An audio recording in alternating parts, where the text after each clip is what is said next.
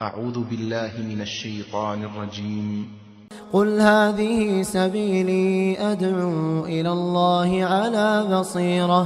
على بصيرة أنا ومن اتبعني وسبحان الله وما أنا من المشركين.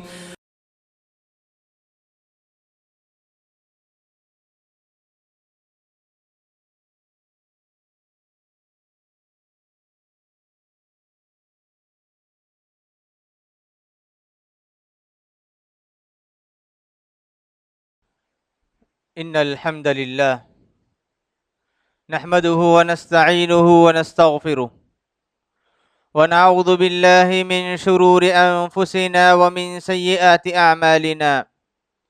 من يهده الله فلا مضل له ومن يضلله فلا هادي له، وأشهد أن لا إله إلا الله وأشهد أن محمدا عبده ورسوله.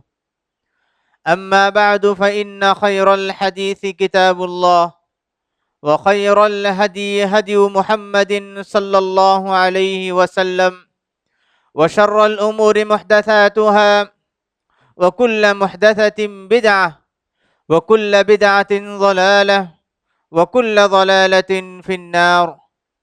فأعوذ بالله من الشيطان الرجيم. بسم الله الرحمن الرحيم. يا أيها الذين آمنوا اتقوا الله حق تقاته ولا تموتن إلا وأنتم مسلمون.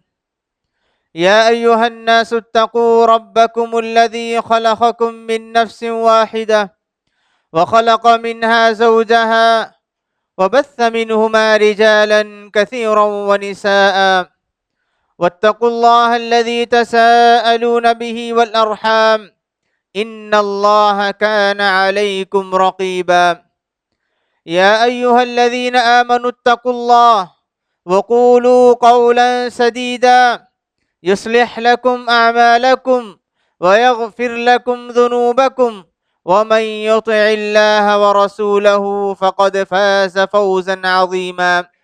وقال عز من قائل: قل هل ننبئكم بالأخسرين أعمالا الذين ضل سعيهم في الحياة الدنيا وهم يحسبون أنهم يحسنون صنعا.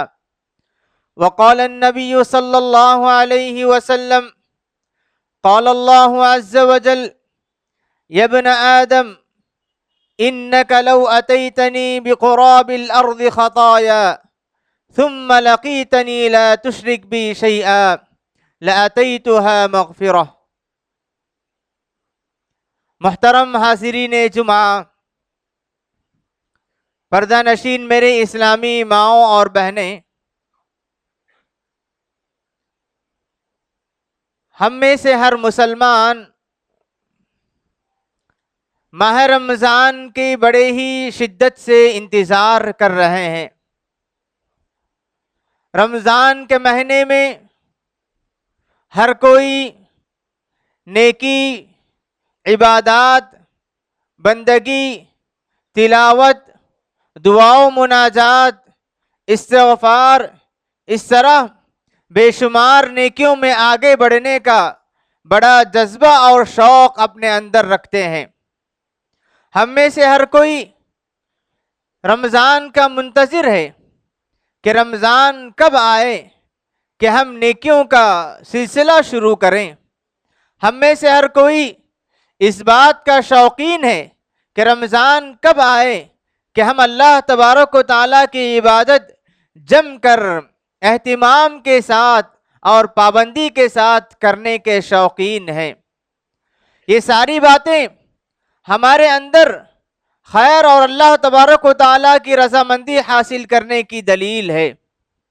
ہم میں سے ہر کوئی یہ چاہتا ہے کہ اس کی عبادت، اس کی نیکیاں اللہ تبارک و تعالیٰ کے پاس قابل قبول ہوں۔ ہم میں سے ہر مسلمان کی کوشش اور خواہش ہوتی ہے کہ اللہ تبارک و تعالیٰ اس کی ہر نیکی کو قبول کر لیں، اس کی ہر نیکی کا بدلہ اسے دنیا میں اور آخرت میں مل جائے۔ ہم میں سے ہر کوئی یہ چاہتا ہے کہ دنیا میں وہ جو بھی کوشش کریں اس کا اچھا بدلہ مل جائے۔ اس کے لیے ہم میں سے ہر کوئی کوشش کرتے ہیں۔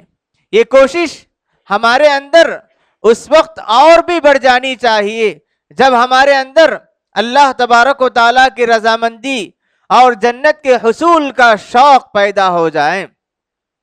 معزز حاضرین، سلف صالحین کے تعلق سے آتا ہے کہ ہمارے اسلاف جس طرح وہ نیکیوں میں کوشش کیا کرتے تھے، عبادات میں آگے بڑھنے کی شوق میں محنت کیا کرتے تھے، اس سے کہیں زیادہ ان عبادات کی قبولیت کی بھی فکر کیا کرتے تھے۔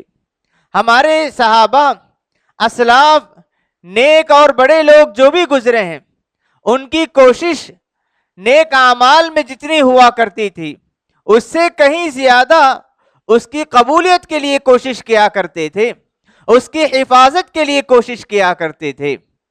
ایسا نہ ہو کہ ہم نیکیاں کرتے چلے جائیں، اس کی قبولیت کی فکر نہ کریں، ہم ہماری نیکیوں کی حفاظت کی فکر نہ کریں، تو ہم نیکیوں میں تو آگے بڑھتے چلے جائیں گے، ساتھ ہی ہماری نیکیاں ضائع اور برباد ہوتے ہوئے چلے جائیں گی۔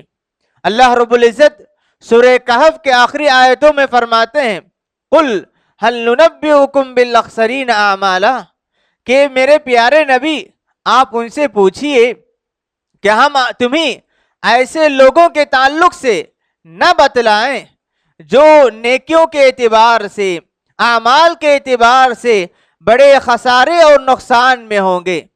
الَّذِينَ ضَلَّ سَعْيُهُمْ فِي الْحَيَاةِ الدُّنْيَا، وہ لوگ جنہوں نے دنیا میں جو نیکیاں کی ہوں گی، جو انہوں نے کوششیں کی ہوں گی، وہ ساری کوششیں ضائع اور برباد ہو جائیں گی۔ وَهُمْ يَحْسَبُونَ أَنَّهُمْ يُحْسِنُونَ صُنْعًا، اور وہ اپنے آپ میں یہ سمجھ رہے ہوں گے ہم تو بڑی نیکیاں کر رہے ہیں، ہمارے نامہ اعمال میں بڑے بڑے نیکیاں ہیں، وہ اپنے آپ میں یہ تصور کرتے ہوں گے۔ اس آیت سے ایک اہم پیغام یہ ملتا ہے کہ نیکیاں برباد بھی ہوتی ہیں۔ ہر نیکی اللہ تعالیٰ قبول کر لے یہ ضروری نہیں۔ اللہ تبارک و تعالیٰ نیکیوں میں سے بہت سارے نیکیوں کو ضائع اور برباد کر دیتے ہیں۔ ہمیں یہ جاننا چاہیے کہ وہ کون سی برائیاں ہیں، وہ کون سے گناہ ہیں، وہ کون سی معصیتیں ہیں جن کی وجہ سے ہماری نیکیاں ضائع اور برباد ہو جائیں گی۔ کہیں ایسا نہ ہو کہ ہم رمضان کے مہینے میں اور دوسرے مہینوں میں اللہ کی عبادت بڑے شوق کے ساتھ، جذبے کے ساتھ، پوری محنت اور کوشش کے ساتھ عبادات میں تو ہم آگے بڑھتے رہیں، ساتھ ہی ہماری نیکیاں ضائع بھی ہوتی رہیں، ایسی بات نہ ہو۔ اسی لیے آج میں نے آپ لوگوں کے سامنے ایسے چند اعمال بتلانا چاہتا ہوں جن کی وجہ سے قرآن اور حدیث میں بات بتائی گئی کہ اگر کوئی انسان ان برائیوں کا مرتکب ہوگا، ان برائیوں میں ملوث ہوگا تو نیکیاں برباد ہونے کی بات بتلائی گئی ہے۔ قرآن و حدیث کے مطالعے سے یہ بات معلوم ہوتی ہے کہ اللہ تبارک و تعالیٰ بہت ساری نیکیوں کو ضائع اور برباد کر دیتے ہیں۔ ہم اس موضوع میں داخل ہونے سے پہلے اس موضوع کو سمجھنے کے لیے ایک مثال کے ذریعے ہم سمجھتے ہیں کہ ایک آدمی بڑی محنت سے پانی ایک ٹب میں جمع کر رہا ہے، پانی ایک ٹب میں جمع کر رہا ہے تاکہ جب پانی کی ضرورت محسوس ہو تو میں اس ٹب سے، اس ٹینک سے میں پانی حاصل کر لوں۔ لیکن اس ٹب میں اور اس ٹینک میں دراڑ پڑے ہوئے ہیں، جس کی وجہ سے جو کچھ پانی اس میں ڈالا جا رہا ہے، اوپر سے تو پانی جمع ہو رہا ہے لیکن ساتھ ہی ساتھ میں پانی نیچے سے رستے ہوئے ختم بھی ہوتا جا رہا ہے۔ یہی مثال ان لوگوں کی بھی ہے جو نیکیوں میں آگے بڑھتے ہیں اور ایسے برائیاں بھی کرتے ہیں جو نیکیوں کو مٹا دیتے ہیں۔ نیکیاں کرنا بڑی بات ہے، نیکیوں میں آگے بڑھنا یہ اللہ تبارک و تعالیٰ کو پسند ہے۔ ہر عقل مند یہ چاہتا ہے کہ وہ جو بھی محنت کریں، وہ جو بھی نیکی کرے، وہ نیکیاں محفوظ ہوں۔ ہر انسان کی خواہش یہ ہوتی ہے، ہر مسلمان کی خواہش ہوتی ہے کہ میں جو بھی نیکی کروں اس کا مکمل بدلہ اللہ تبارک و تعالیٰ کی طرف سے مجھے مل جائے۔ ہر انسان اور ہر مسلمان کی خواہش ہوتی ہے کہ میری نیکیاں مجھے فائدہ پہنچائیں۔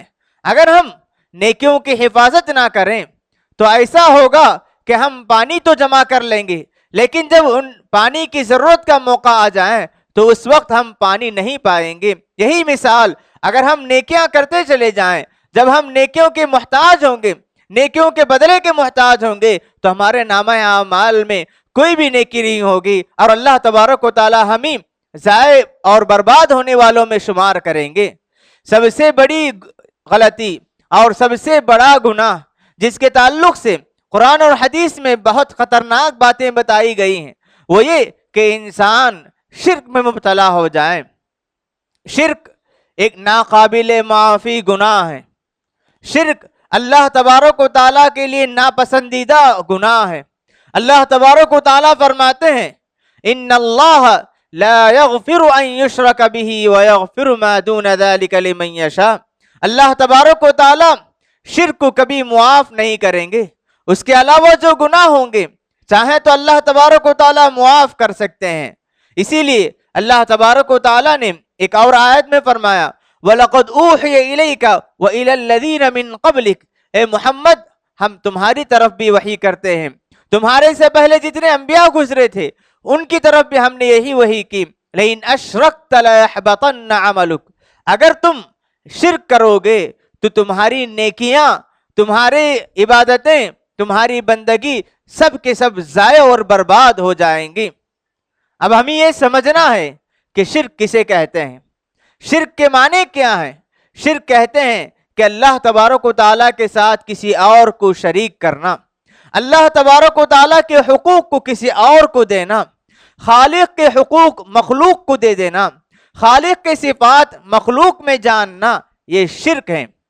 اس کائنات میں جو بھی چیزیں پائی جاتی ہیں ہر چیز کو اللہ تبارک و تعالیٰ نے پیدا کیا، ہر ذرے کو اللہ تبارک و تعالیٰ نے پیدا کیا۔ اس کائنات میں پائے جانے والے ہر ذرے کا خالق مالک اللہ تبارک و تعالیٰ ہے۔ ان ذرات کو پیدا کرنے والا بھی، ان ذرات کا مالک بھی اللہ تبارک و تعالیٰ ہے۔ یہ زمین، یہ آسمان، پہاڑ، درخت، سمندر، پانی، دنیا میں اور کائنات میں جتنی چیزیں پائی جاتی ہیں سب کے سب اللہ تبارک و تعالیٰ کے مخلوق ہیں، سب کو اللہ تبارک و تعالیٰ نے پیدا کیا۔ جب اللہ تبارک و تعالیٰ ان تمام چیزوں کا خالق ہے، ان تمام چیزوں کا مالک بھی وہی ہے۔ جب اللہ تبارک و تعالیٰ ساری چیزوں کا مالک ہے تو ان پر تصرف اور حکم کا اختیار بھی اللہ تبارک و تعالیٰ کو ہے۔ اور اگر کوئی بندہ عبادت، بندگی، دعا، نذر و نیاز، قربانی، جتنی قسم کی نیکیاں ہیں ان میں سے کسی بھی نیکی کو اللہ کے علاوہ کسی اور کے لیے تصور کریں، کسی اور کے لیے جائز سمجھے تو وہ شرک میں مبتلا ہو جائے گا۔ شرک کو اللہ تبارک و تعالیٰ کبھی معاف نہیں کریں گے۔ آج ہم مسلمانوں میں سے بہت سارے ایسے ہیں جو اپنے آپ کو مسلمان کہتے ہیں، جن کا نام زید ہے، بکر ہے، عبداللہ ہے، لیکن ساتھ ہی ساتھ وہ اللہ تبارک و تعالیٰ کے ساتھ شرک بھی کرتے ہیں۔ کیسے؟ ہم میں سے بہت سارے لوگ یہ تصور رکھتے ہیں، یہ سمجھتے ہیں کہ اگر کوئی بندہ بتوں کو پوجے تو وہ شرک ہے، اگر کوئی بندہ درخت کو پوجے تو وہ شرک ہے۔ لیکن وہ لوگ یہ تصور نہیں کرتے، یہ عقیدہ نہیں رکھتے کہ دعا کسی اور سے مانگنا یہ بھی شرک ہے، مدد کسی اور سے طلب کرنا یہ بھی شرک ہے۔ اگر کوئی آدمی ولی اللہ سے مانگتا ہے، اولیاء اللہ سے مانگتا ہے، نبیوں سے مانگتا ہے تو اسے شرک نہیں سمجھتے۔ حالانکہ دعا ایک اہم عبادت ہے، مدد طلب کرنا عبادت ہے، ڈرنا عبادت ہے، محبت کرنا صرف اللہ تبارک و تعالیٰ سے ہونی چاہیے۔ اگر یہ چیزیں ہم اللہ کے علاوہ کسی اور کے لیے تصور کرنے لگیں اور کسی اور کو بھی اس کا حق دینے لگیں تو ہم شرک میں مبتلا ہو جائیں گے۔ اور اللہ تبارک و تعالیٰ فرماتے ہیں کہ جو بندہ شرک میں مبتلا ہو جائے گا اسے اللہ تعالیٰ کبھی معاف نہیں کریں گے۔ اللہ کے رسول صلی اللہ علیہ وسلم حدیث قدسی میں فرماتے ہیں کہ اللہ تبارک و تعالیٰ فرماتے ہیں یا ابن آدم، اے آدم کے بیٹے، لو اتیتنی بقراب الارض خطایا، کہ اگر تم میرے پاس زمین بھر گناہ لے کر آ جاؤ، زمین بھر گناہ لے کر آؤ، لیکن تم نے میرے ساتھ کسی کو شریک نہیں کیا تھا، میرا حق کسی اور کو نہیں دیا تھا، تو میں اتنی ہی مغفرت تمہارے پاس لے کر آؤں گا۔ تو اگر کوئی انسان زمین بھر نیکیاں لے آئے، زمین بھر نیکیاں لے آئیں لیکن اللہ تبارک و تعالیٰ کے ساتھ شرک کریں تو اللہ تبارک و تعالیٰ ان ساری نیکیوں کو ضائع اور برباد کر دیں گے. اور قیامت کے دن جب وہ اللہ تبارک و تعالیٰ کے سامنے کھڑے ہوگا تو اس کی نیکیوں کو اللہ تبارک و تعالیٰ ذرات بنا کر اڑا دیں گے اور اس کی نیکیوں کی کوئی حقیقت نہیں ہوگی. کیونکہ جو انسان اللہ کے حق کو کسی اور کو دینے لگیں اللہ تبارک و تعالیٰ اس کی نیکیوں کو ہرگز قبول نہیں کریں گے. انسان اپنے آپ میں عبادات میں آگے بڑھتے جائیں، بندگیوں میں آگے بڑھتے جائیں، صدقہ و خیرات میں لگے رہیں اور تلاوت و دعا و مناجات کی پابندی کرتے رہیں اور ساتھ ہی ساتھ اللہ کے حقوق کسی اور کو دینے لگیں تو سمجھو کہ اس کی ساری نیکیاں ضائع اور برباد ہو گئیں. اسی لیے ہمیں عبادات میں جانے سے پہلے اپنے عقیدے کو مضبوط کرنا ہے، اپنے ایمان کو مضبوط کرنا ہے کہ یہ عقیدہ رکھنا ہے کہ اللہ کے علاوہ کوئی خالق نہیں، اللہ کے علاوہ کوئی مالک نہیں. اس کائنات میں صرف اللہ تبارک و تعالیٰ کا حکم چلے گا. اس کائنات میں سارا حکم اللہ تبارک و تعالیٰ کے لیے ہے. اسی کی مشیت چلے گی، اسی کا ارادہ چلے گا، اسی کا حکم سارے لوگوں پر چلے گا. میری ضروریات مکمل کرنے، میری ضروریات کو پریشانیوں کو دور کرنے کا حق اور پریشانیوں کو دور کرنے کی قدرت سوائے اللہ تبارک و تعالیٰ کے علاوہ کسی اور میں نہیں. پریشانی کے وقت کسی اور بابا کو پکاریں، کسی ولی اللہ کو پکارے یا کسی اور کے یہاں جا کر سجدہ کرے اور یہ تصور کرے کہ میری بیماری کو دور کرنے میں یہ بھی حق رکھتے ہیں، یہ بھی طاقت رکھتے ہیں، تو اس کی ساری نیکیاں ضائع اور برباد ہو جائیں گے. اپنے ایمان کو مضبوط کرنا ہے کہ ہر پریشانی، ہر حاجت اور ہر ضرورت، ہر عبادت صرف اللہ تبارک و تعالیٰ کے لیے ہونا چاہیے. شرک میں اگر مبتلا ہو جائیں تو ساری نیکیاں ضائع اور برباد ہو جائیں گی.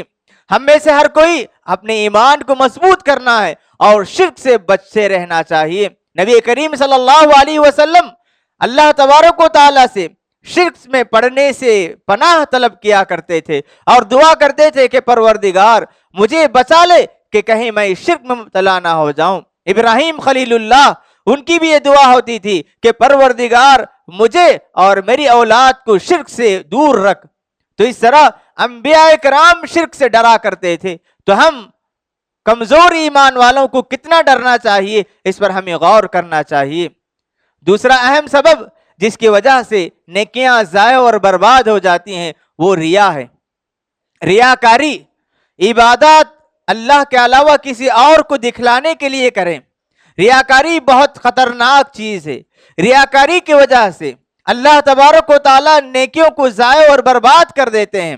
اللہ کے رسول صلی اللہ علیہ وسلم ایک مرتبہ صحابہ اکرام کے درمیان فرمایا ان اخوف ما اخاف علیکم الشرک الاصغر. اے صحابہ، میں تمہیں سب سے زیادہ جس چیز سے ڈرتا ہوں، تمہارے بابت سب سے زیادہ جس چیز سے ڈرتا ہوں وہ شرک اصغر ہے. صحابہ اکرام نے پوچھا کہ اللہ کے رسول یہ شرک اصغر کیا ہے؟ شرک اصغر کسے کہتے ہیں؟ اللہ کے رسول نے فرمایا وہ آدمی جو لوگوں کو دکھانے کے لیے عبادت کرتا ہے، نیکی کرتا ہے، یہ شرک اصغر ہے. اور لوگوں کی تعریف سننے کے لیے اگر کوئی نیکی کرتا ہے تو یہ شرک اصغر ہے. اور اللہ تبارک و تعالی جب سارے لوگوں کو ان کی نیکیوں کا بدلہ دے دیں گے تو یہ ریاکاری کرنے والے اللہ تبارک و تعالیٰ کے سامنے آئیں گے اور اللہ تبارک و تعالیٰ ان سے کہیں گے کہ جاؤ تم اپنی نیکیوں کا بدلہ ان لوگوں سے لے لو جن کے لیے تم، جن کو دکھانے کے لیے، جن کی تعریفیں سننے کے لیے تم نیکیاں کیا کرتے تھے. تو ریاکاری کی وجہ سے ہماری نیکیاں ضائع و برباد ہو جاتی ہیں. سورہ ماعون پڑھیے، اللہ تبارک و تعالیٰ فرماتے ہیں فویل للمصلین، ان نمازیوں کے لیے بربادی ہے. نمازیوں کے لیے نماز پڑھیں اور اللہ تبارک و تعالیٰ کہہ رہے ہیں کہ ایسے نمازیوں کے لیے بربادی ہے. کون ہوں گے؟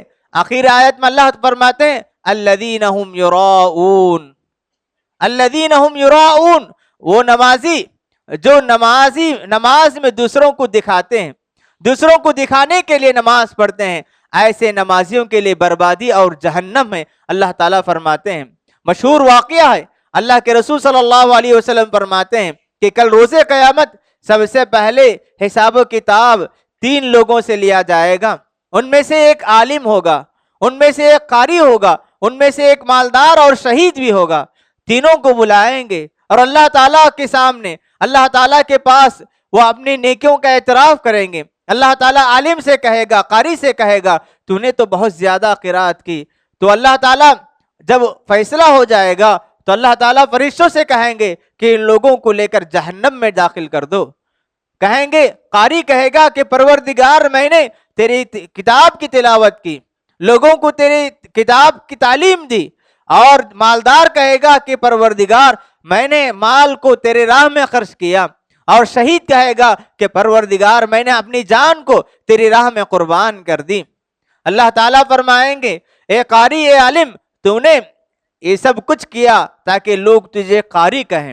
مالدار سے اللہ تعالیٰ کہیں گے، تو نے خرچ کیا تاکہ لوگ تجھے سخی کہیں، اور شہید سے کہیں گے کہ تو نے اپنی جان قربان کی، لیکن اس کا مقصد یہ تھا کہ لوگ تجھے شہید کہیں۔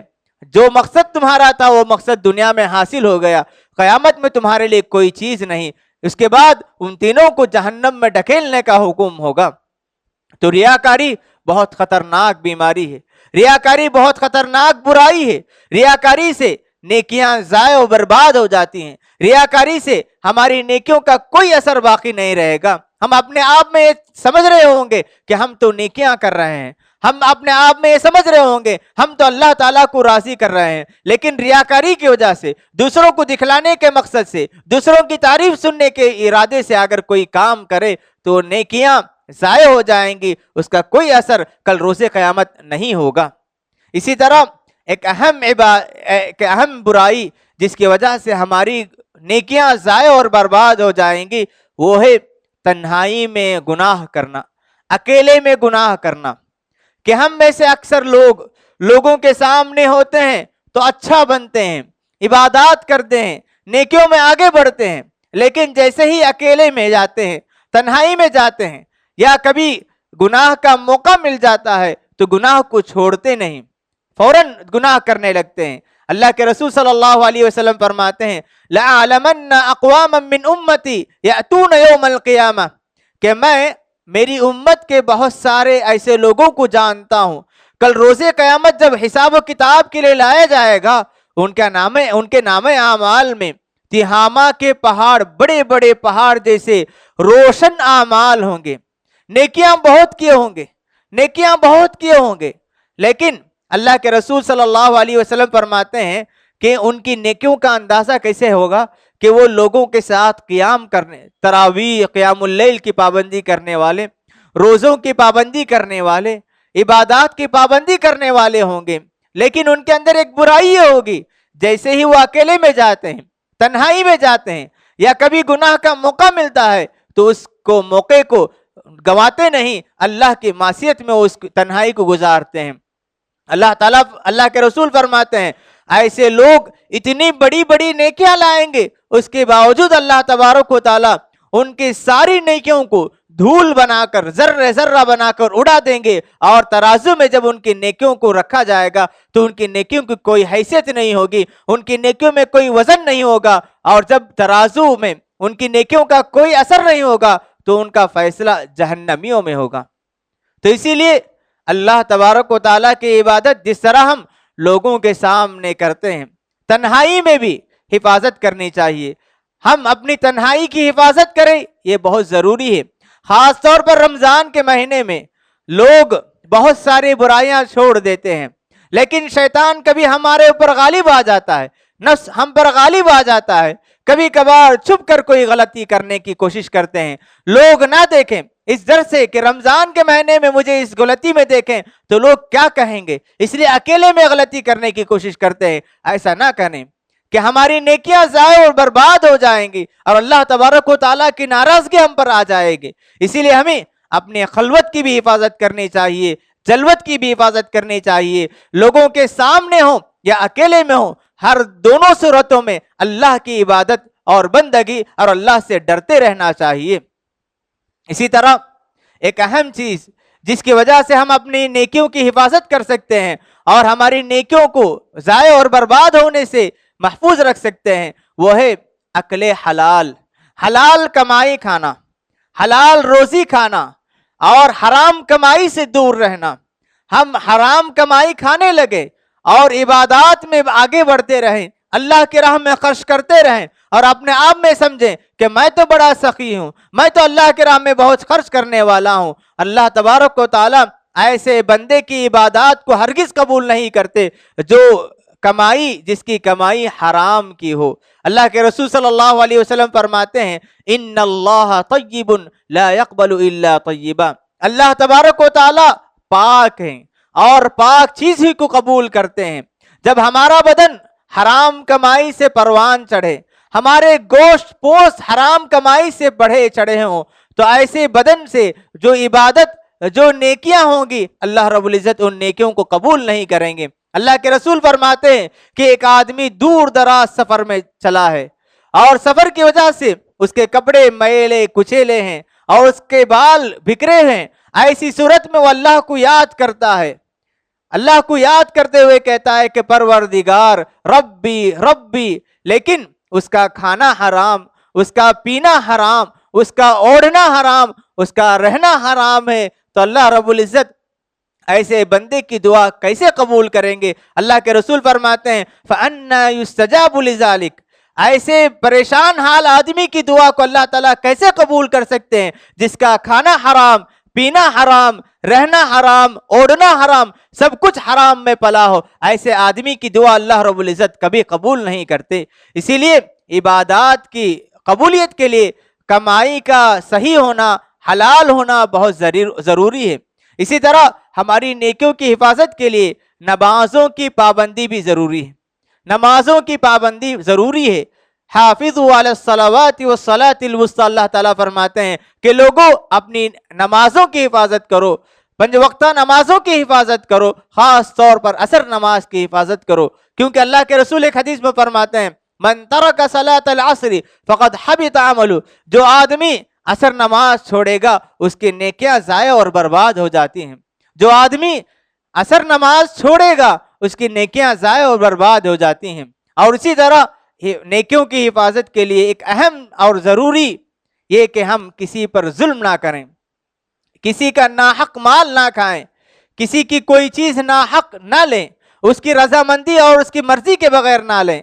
اللہ کے رسول فرماتے ہیں کہ میری امت کا مفلس سب سے فقیر آدمی وہ ہوگا قیامت کے دن جو نیکیاں تو بہت زیادہ لایا ہوگا، اس کے نامہ اعمال میں نماز، روزہ، صدقہ سب کچھ ہیں، لیکن ساتھ میں وہ آئے گا اللہ تعالیٰ کے سامنے تو اس کے نامہ اعمال میں برائیاں بھی ہوگی، وہ کسی کو ناحق گالی دیا ہوگا، کسی پر بہتان لگایا ہوگا، کسی کو پر ظلم کیا ہوگا، نیکیوں کے ساتھ ظلم بھی کرتے ہوئے اللہ کے سامنے آئے گا۔ اللہ کے رسول فرماتے ہیں کہ ایسے آدمی کو اللہ تعالیٰ اس کے ظلم کی وجہ سے اس کے نیکیاں لے کر مظلوم کو دے دیں گے، جس پر اس نے ظلم کیا اس کی نیکیاں اٹھا کر اس کو دے دیں گے۔ جب اس کی ساری نیکیاں ختم ہو جائیں گی تو اللہ تعالیٰ مظلوم کے برائیوں کو لے کر اس کا نامہ اعمال میں دے دیا جائے گا، تو یہ آدمی نیکیوں کے باوجود جہنم میں جانے والا ہوگا۔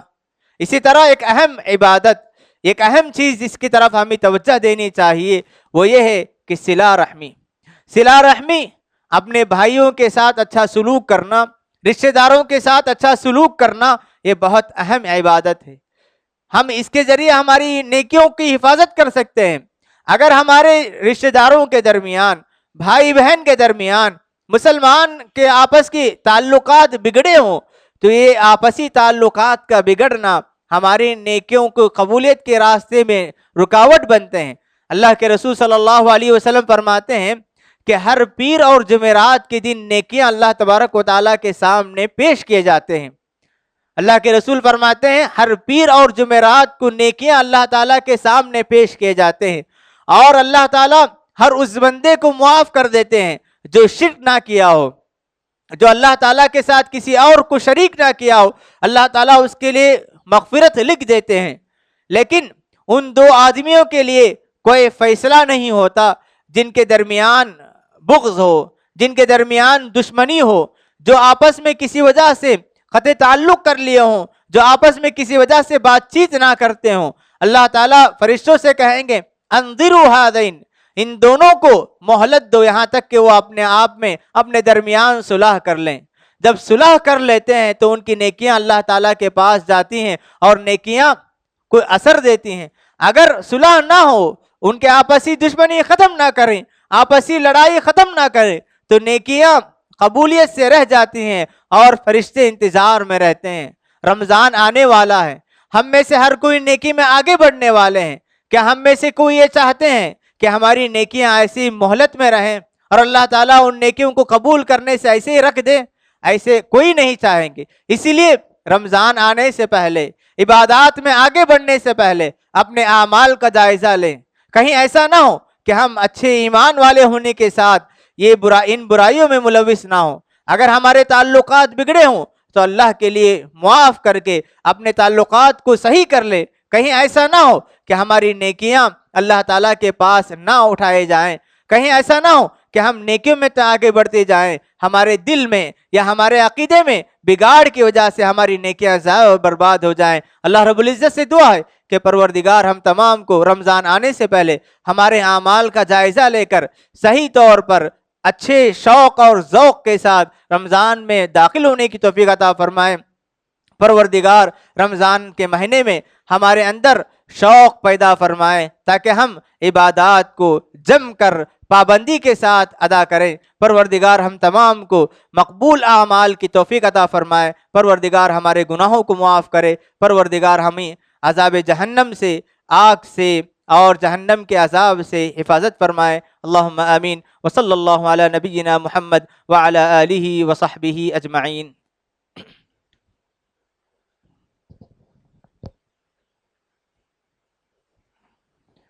الحمد لله حمدا كثيرا طيبا مباركا فيه، وأشهد أن لا إله إلا الله وأشهد أن محمدا عبده ورسوله. قال الله عز وجل: إن الله وملائكته يصلون على النبي يا أيها الذين آمنوا صلوا عليه وسلموا تسليما. اللهم صل على محمد وعلى آل محمد كما صليت على إبراهيم وعلى آل إبراهيم إنك حميد مجيد. اللهم بارك على محمد وعلى آل محمد كما باركت على إبراهيم وعلى آل إبراهيم إنك حميد مجيد. وارض اللهم عن الخلفاء الراشدين الأئمة المهديين أبي بكر وعمر وعثمان وعلي وعن سائر أصحاب نبيك أجمعين. اللهم أعز الإسلام والمسلمين وأذل الشرك والمشركين ودمر أعداءك أعداء الدين. اللهم أعز الإسلام والمسلمين. اللهم أصلح أحوال المسلمين في كل مكان. اللهم إنا نسألك الجنة وما قرب إليها من قول أو عمل. اللهم إنا نعوذ بك من النار وما قرب إليها من قول أو عمل. إن الله يأمر بالعدل والإحسان وإيتاء ذي القربى وينهى عن الفحشاء والمنكر والبغي يعظكم لعلكم تذكرون. اذكروا الله يذكركم وادعوه يستجب لكم ولذكر الله تعالى أعلى وأعز وأجل وأتم وأهم وأكبر والله يعلم ما تصنعون.